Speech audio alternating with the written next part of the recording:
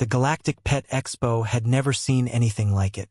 Vendors from 100 worlds displayed their companion creatures, bioluminescent flutterwisps from Centauri, crystalline humsingers from Vega, telepathic comfort clouds from the Andromeda sector, all bred for beauty, docility, and safety. Then the humans arrived with their pets. What in the seven spirals is that? Commissioner Vexera pointed a trembling tentacle at the first human booth. Oh, this is Duchess, replied Hannah Morrison cheerfully, as a massive Maine Coon cat stretched lazily in its enclosure. She's a sweetie, only weighs about 20 pounds. It has retractable knife hands, Vexera observed faintly, and forward-facing predator eyes. Well, yeah, she's an obligate carnivore, descended from Cadus, which killed for fun. Hannah scratched behind Duchess's ears, eliciting a rumbling purr that made several passing aliens quicken their pace. But look at those toe beans. At the next booth, Roberto Gonzalez was setting up an enormous terrarium. Inside, a bearded dragon basked under a heat lamp, occasionally flicking its tongue. Sir, a Rigelian official approached nervously. Your entry form says this creature requires 40 degrees Celsius temperatures and live prey? Sometimes. Spike here loves his crickets. Watch this. Roberto dropped a cricket into the enclosure.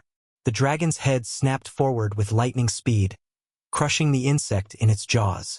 3 alien children burst into tears. He's just hungry, Roberto said defensively. Besides, he's completely harmless.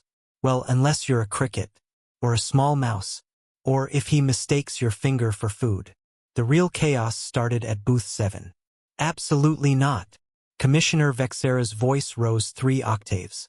You cannot display that. Rosie's a ball python, Keiko Tanaka explained patiently. She's actually very gentle. Hasn't eaten anyone in weeks. Weeks? That's a joke. She only eats pre-killed frozen rats. About once a month. See? She's basically a scaly puppy.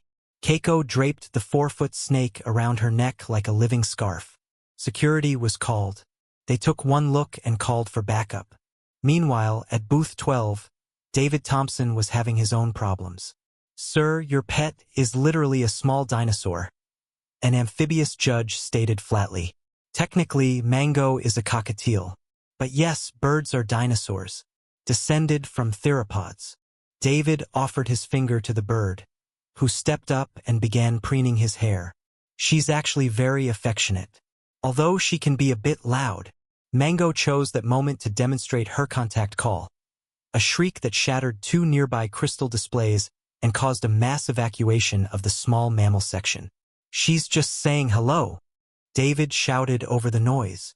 The breaking point came when Jennifer O'Brien arrived late with her rescue dog. You brought a wolf? Commissioner Vexera had given up all pretense of calm.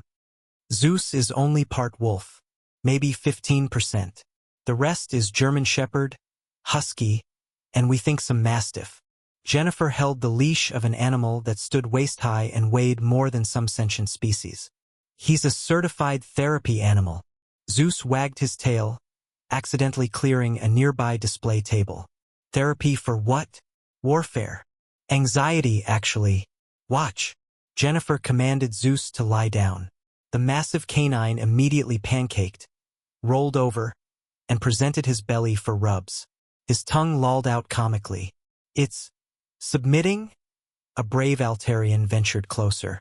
The apex predator is requesting belly stimulation? He's a big baby, Jennifer cooed, rubbing Zeus's stomach. Yes, you are. Who's a good boy? The gathered aliens watched in horrified fascination as humans demonstrated their various pets.